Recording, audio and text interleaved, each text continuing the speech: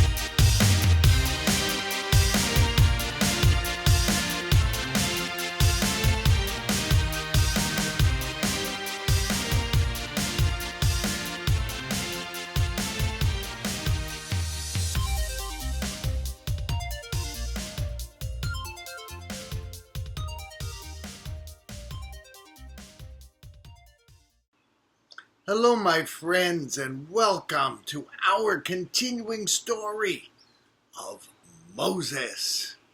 It's a good story in many, many parts. I hope you're enjoying it. Remember, we're talking about Moses, the great lawgiver. Now, what's happened so far in our story?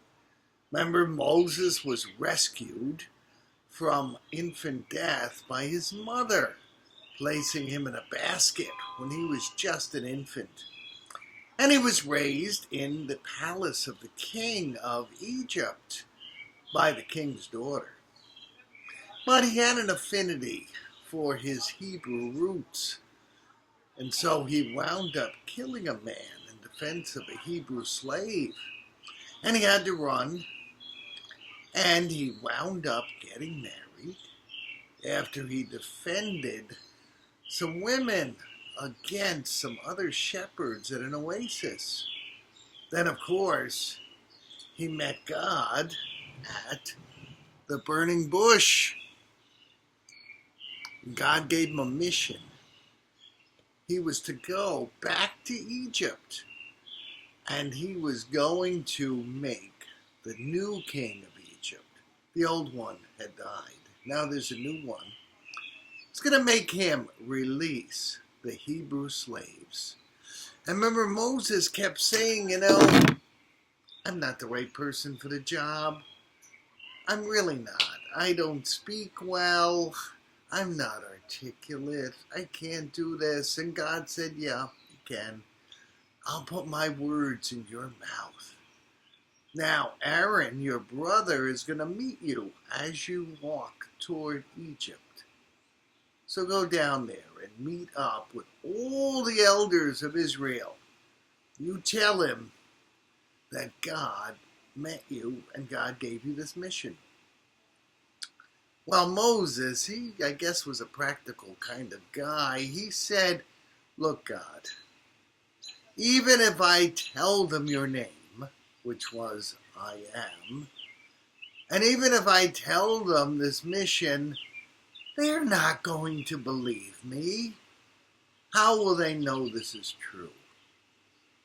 So God said to Moses, okay, pick up your staff. There's the staff. Pick up the staff. Now, throw it on the ground. He threw it on the ground, and you know what it turned into? It turned into a snake. And Moses kind of jumped back. Snakes can bite. I wouldn't want to meet a snake out in the wilderness. But God said, grab that snake by the tail. And he did. And you know what happened? The snake turned back into a staff. And he said, Moses, here's another sign.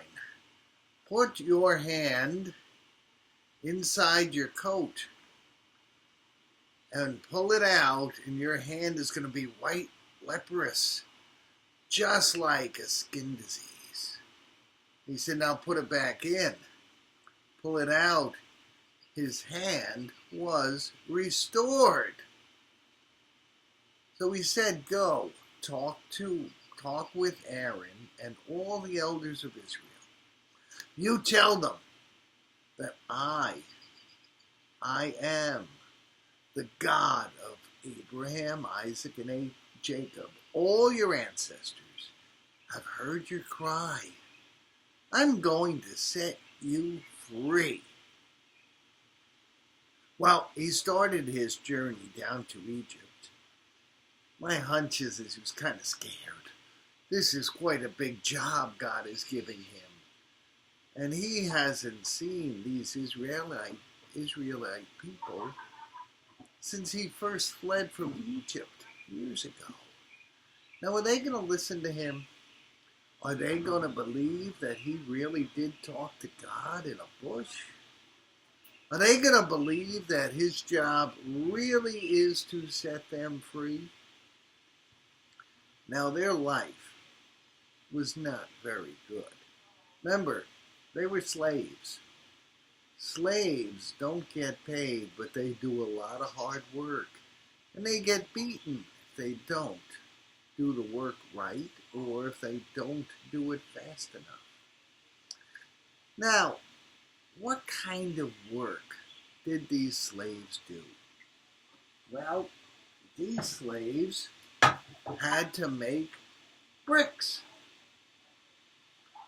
They made bricks so that the Egyptians could build their big cities.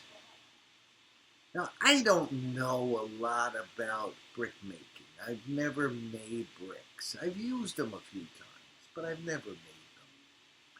But according to the Bible, one of the ingredients of making bricks was straw. You know, like you might see a scarecrow made out of straw, or you might see straw in a farmer's field. Well, that's one of the ingredients they used in bricks. I was surprised to read that. I don't know how to make bricks. So, these Israeli slave brickmakers heard from Moses and Aaron that God heard their cries and they were going to be free of slavery. Some of them probably didn't believe it. Some of them probably said, well, finally, I'm sick of being a slave. Moses and Aaron, they walked over to the palace of the king of Egypt, called the Pharaoh. And they said to the king of Egypt, hello, king of Egypt, called Pharaoh. The God of Abraham, Isaac, and Jacob, the God of these Israelites, says to you, set my people free. Now, they also came up with a cute little plot. They said to Pharaoh, you know, the God of the Israelites, he wants them to go worship him. Is it possible they can go out into the wilderness for a 3-day journey and worship God out there? And Pharaoh said, this sounds like a plot to me. It sounds like an escape plot. I don't think I'm going to let them go 3 days out in the wilderness. No. So he said to Moses and Aaron, who is this God of the Israelites? I've never heard of this God. Now we Egyptians, we've got a whole big bunch of gods. We've got statues to all kinds of gods. The God of Abraham, Isaac, and Jacob, never heard of him. Don't want to know him. Forget it. Then he did something very, very spiteful. He also said to Moses and Aaron, tell you what, just because you wanted to trick me and tell me the people wanted to go in the wilderness for 3 days to worship God, tell you what I'm going to do. In the past, I've given the Hebrew slaves straw to make the bricks out of. Guess what? I'm not giving them straw anymore. They're going to have to harvest the straw themselves and make the bricks. But they're still going to have to make the same amount of bricks they always have. You want to play games with me, I'll play games with you. Yeah, aren't you real happy now that you came to talk to me? So Moses and Aaron went back to tell the elders of the people of Israel who were slaves, you know, we talked to Pharaoh, we tried to get him to let us out into the wilderness a 3 days journey, and he didn't let us. And the next day they found out that they weren't getting straw to make bricks. And the people who let them make bricks said, excuse me, you used to give us straw to make bricks every day, and now you're not going to give us that? Oh, wow. This is a real good deal Moses and Aaron gave us. Our work just got harder. And some of the overseers, the ones who were making sure the slaves worked, they went to Pharaoh and said, come on, do you really expect them to make the same amount of bricks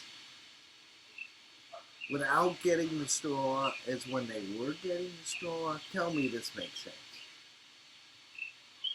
And Pharaoh said, that's the way it's going to be. And they better make every brick or there's going to be trouble. So the overseers came back to the Jewish slaves, the Jewish elders, and said, look, we tried to get Pharaoh to relent. He wouldn't. We're going to just have to make the same amount of bricks without getting the straw.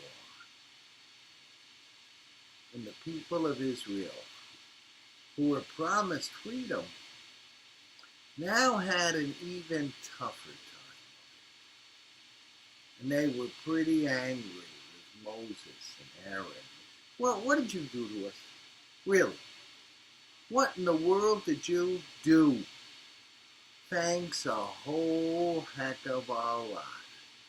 You promised us freedom from Pharaoh. Instead, our workload is really worse now than it ever was. Moses, Aaron, tell you what. Go take a hike. Leave us alone. We're worse off now, and if you guys keep meddling with things, it might get even worse. What do you think Moses and Aaron did? Do you think they listened to the slaves? Or do they listen to God? Do you think these slaves are going to get freed?